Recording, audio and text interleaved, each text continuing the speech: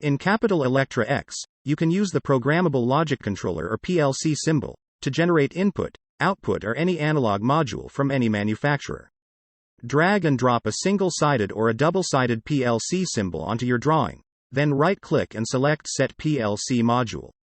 In this case, we are going to generate 8 output points, so we set the number of points to 8, and click Generate. Then we will need to move the 0 VDC to the bottom manually. On the input column, we will need to modify our initial point as X01, and then move the common point to the bottom manually. Notice that you can manually edit the PLC module by typing and modifying any other PLC points as required. When completed, click on OK, and Capital Electra X will automatically generate your PLC module. Right-click on the PLC symbol, and select Rotate Label Orientation, for easier readability, and you are done.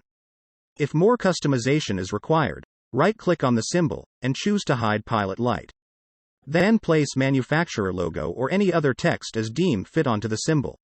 Select the PLC symbol and any other additional graphics, and click on Create Symbol on the Capital Electra X toolbar, then click OK.